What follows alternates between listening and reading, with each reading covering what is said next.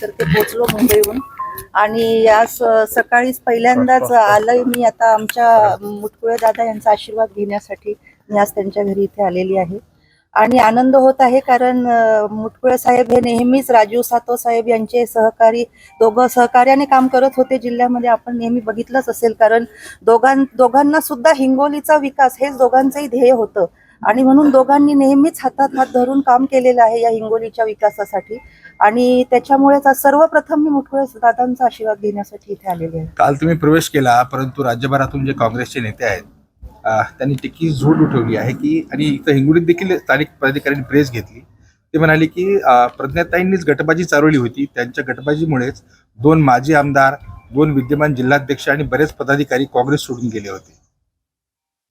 आता जिल्ह्यामध्ये मागच्या काळात काय झाले आपण सगळ्याच जिल्ह्यातले आहात, आपल्याला सगळ्यांना सुद्धा पूर्ण माहिती आहे, त्याच्यामुळे त्यावरती भाष्य करायची काही मला गरज नाहीये. आणि माझ्यासाठी आता मी फक्त कार्यकर्त्यांच्या आग्रहास्तव आणि विकास काम करण्यासाठी मी भारतीय जनता पार्टीमध्ये सामील झाले. भाजपला साथ देण्यासाठी गेलात कारण विधान परिषदेमध्ये जे आहे ते विरोधी पक्षनेता पद मिळू नये यासाठी तुम्हाला भाजपने आपण सहभागी झाल्याचा स्पष्ट आरोप आहे.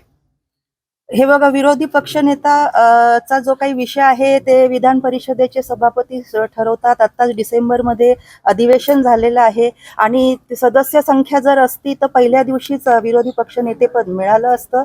त्याच्यामुळे त्या विषयावर मी खूप लहान आहे बोलण्यासाठी आणि मी आता भाजपमध्ये राजीनामा देऊन एवढ्यासाठी आलेली आहे कारण विकास कामांसाठी मी सुद्धा भाजपचे एक कार्यकर्ता म्हणून आजपासून काम करणार आहे. नाही, परंतु काही विद्यमान आमदारकी सोडून, कारण आमदारकी सोडून कोणी जात नाही, आपलं काय नेमकं ध्येय होतं, काय मानस आहे भाजप? ध्येय मी सांगितलं ना दादा, विकास करणं हाच एक ध्येय आहे. राजीव सातव साहेब यांचं जे स्वप्न अपूर्ण राहिलेलं आहे ते स्वप्न पूर्ण करण्यासाठी आणि मला मुटकुळे दादांची सुद्धा साथ आहे ते स्वप्न पूर्ण करण्यासाठी. सोशल मीडियामध्ये एक व्हिडिओ व्हायरल होत आहे की आपण गतवर्षी म्हणाला होता जेव्हा अशोकराव चव्हाण साहेब भाजपमध्ये आले होते तेव्हा तुम्ही म्हणाला होतात की आम्ही एकनिष्ठ लोक आहोत, आम्ही राहुल गांधीचे सैनिक आहोत, आम्ही पक्ष सोडून कुठे जात नसतो, परंतु आता विपरीतच घडले.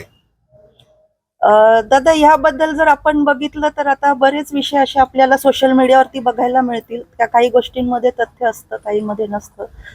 आजची जी परिस्थिती आहे त्या परिस्थितीनुसार आज मी आता भाजप परिवारामध्ये सामील झालेली आहे. आता हिंगोलीच्या भाजपला आणि राज्यभरात काय नेमकं प्रज्ञाताईंकडून काय योगदान मिळणार आहे? मी आता भाजपची कार्यकर्ता म्हणून इथे काम करणार आहे आणि मला जे काही पक्ष जबाबदारी देईल, जे काही मला जिल्ह्यामध्ये सुद्धा मुटकुळे साहेब सांगतील ते मी काम इथे करणार आहे. आणि देवाभाऊंच्या जो महाराष्ट्रामध्ये विकास करण्याचं जे त्यांनी धडाडी चालवली आहे त्याच्यात एक खारीचा वाटा म्हणून आम्ही सुद्धा इथे काम करणार आहोत. परंतु राजीव सातव जे दिवंगत तुमचे पती होते आणि त्यांनी त्यांची तह हयात काँग्रेसमध्ये केली, त्यांनी भाजपच्या विचारसरणीच्या विरोधात त्यांनी काम केलं होतं, परंतु तुम्ही आता मात्र तुमची कारकिर्दीमध्ये भाजपमध्ये सामील झाला. हे बघा, विचारसरणी ही सगळ्यांची सर्वप्रथम एकच असते की जिल्ह्याचा विकास करणे आणि जिल्ह्याचा विकास करण्यासाठी आजच्या परिस्थितीमध्ये कार्यकर्त्यांचा आग्रह होता की विकास जर करायचा असेल तर आपल्याला या परिवारात आलं पाहिजे. चर्चा अशी आहे की तुमच्या मागे आणखी काही कार्यकर्ते आणि काही मोठे पदाधिकारी जाणार आहेत, काही कळेल कोण आहे आता आणि कोण येणार आहे सोबत? आणि चर्चा मी आपल्याकडूनच ऐकते, त्याच्यामुळे आपल्याला जास्त नावं माहीत असतील, आपण जर सांगितलं तर बरं होईल.